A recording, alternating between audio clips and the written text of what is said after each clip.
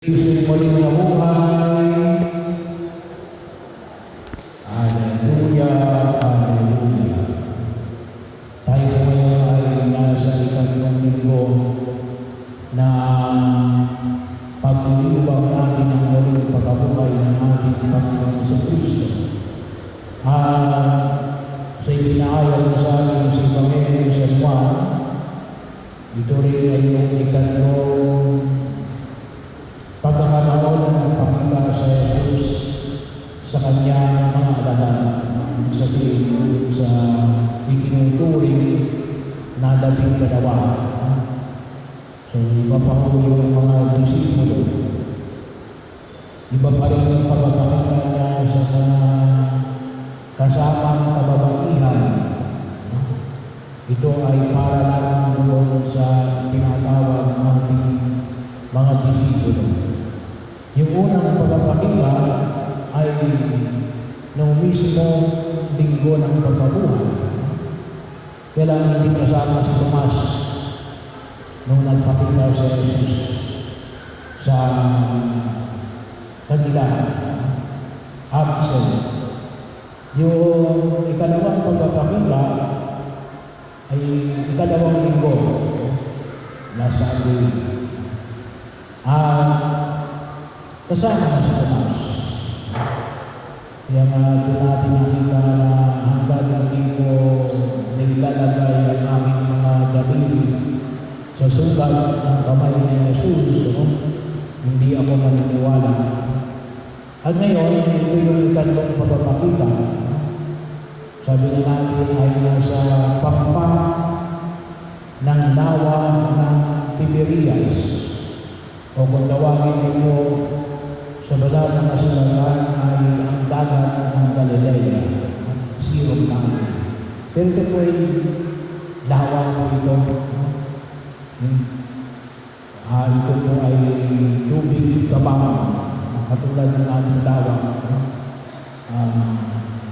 Kaya lang po ay pag sinabi natin lawa, ito po aming lawa sa Laguna.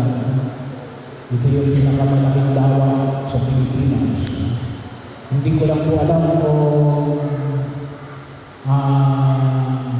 alin yung mas malaki.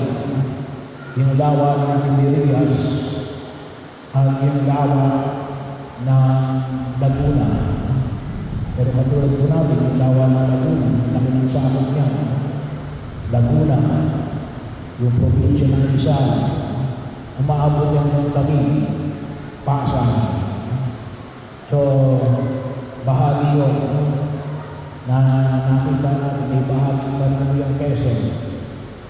Anyway, binanggit ko dito, hindi naman binanggit kung saan, pero most probably ay ito ay sa pangpang ng lawa ng Tiberias sa Galilea. Kasi kagaroon ang mga nabanggit ng alagad, si Pedro, Santiago, Juan, bahagi ho na kung saan ay nakita natin sa banal na kasulatan na muling tinatawag sila. Kasi ito yung pagkakataon na kung saan ay kung inyong maalala, sila yung tinawag na Jesus, hindi na para mamamalakaya ng isla. Sila yung tinawag na Jesus na mamamalakaya na ng tao. Pero nakita natin sa Ebanghelyo natin na panigkan na sinasabi ni Pedro nga rin, mamamalakaya ako ng isla. So, pinaalala sa mga alagad na kayo ay tinawag ko na mamalakaya ng tao, hindi na bilang mangingisda. Pero yung nais natin pagkinilayan sa pagkakataon na ito ay yung hamon ni Jesus, ihulog ninyo ang inyong lambat sa gawing kanan at makakahuli kayo ng marami. So, alam nyo, yung paghuhulog ng lambat, hindi ho madali.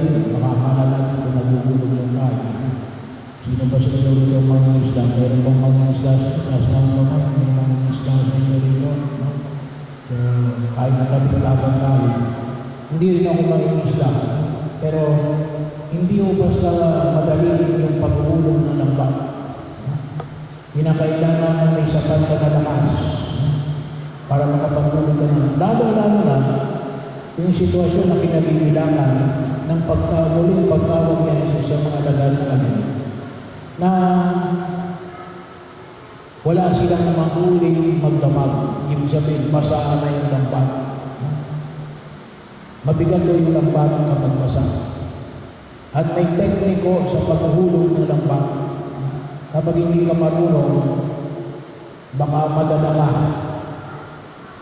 Hanggang doon sa tubig kapag hindi nababa mo yung lambat.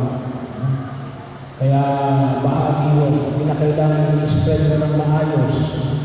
Kasi kung hindi, ay baka hindi ka makakahuli ng marami. So may skill nyo na kailangan para sa paghuhulog ng lamba. Pero ito yung hamon ay pinapamanig na Jesus. Ihulog ang lamba. Ano yung hamon? Na tayo ay tinatawag ng Diyos. Katulad yung mga alagad, tinatawag ng mga alagad na magpahayag ng mabuting balita ng pagliligtas ng Diyos. Kaya po tayo nagpapasalamat na gawa ng pagtugon ng mga alagad. Halos 2,000 taon na nakalilipas ay tayo ngayon ay tinatamasa natin yung biyaya ng pananampalataya na kanilang ipinangaral. Yung hamon na yun, hindi ko pwedeng puro plano na lang tayo. Hindi pwedeng drawing na lamang. Marami tayong mga mitigil sa buhay. Kinakailangan natin, lagyan natin ng pagkilos. Kinakailangan maghulog tayo ng lambat. Hindi pwedeng wishful thinking na lamang. Hindi yung ang ating pagpapilip na lamang ay sana ganito, sana ganyan. Kinakailangan natin kumilos paunti-unti. Bahagi yun. At tama ngayon, siguro magandang halimbawa ay kasi nalalapit na yung eleksyon ay para po sa ating panawagan tayo tinanawagan ng Diyos na maging bahagi tayo ng PPCRB. So, kinakailangan natin ng volunteer. Gusto natin ang magkaroon ng malinis, tahimik, at mapayapang eleksyon. Pero kinakailangan natin ng mga volunteers. Patro, may mga volunteers naman ng bawat partido. Well, kanya-kanyang volunteer yun. Pero para kinakailangan natin na kung tawagan natin dito ay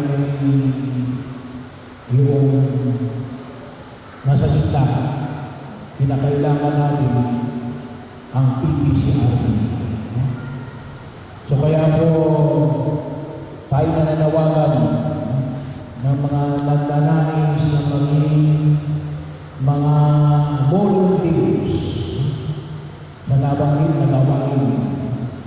Kinakailangan natin na 44 yung magbabantayo mismo sa presinto. Meron na tayong ibang mga volunteers kaya lang magluluto, magdadala ng pagkain, pero mas kailangan na natin na yung mismo magbabantay sa mga presinto. Papaliwanag sa mamaya yung mga requirements. Pero yun ang una. Kasi hindi ko pwede sabihin natin na masigurado natin yung kainit totoong walang daya na eleksyon kung hindi tayo magpapantay. At ganoon din naman ay kung hindi kayo pwedeng mag-volunteer, tumulong kayo financially, morally, psychologically, bahagi yun. Ano bang pwede niyo itulong? So, kinakailangan natin ng pagkain, panggasolina, yung mga kapatid natin na mag-aayos para hanggang bilangan na rin yun. So, yung iba rin ay magpupuyat. So, kinakailangan natin ng tulong financially, lalo-lalo na. Kaya kung namin second collection ay bahagi po nito ay para po sa ating mga PPCRB volunteers. So ito po, PPCRB volunteers at anumang tulong na pwede ninyong ibahagi. Pero saan po lang po yan? Ang tinatawag natin pag-uulog ng lambat.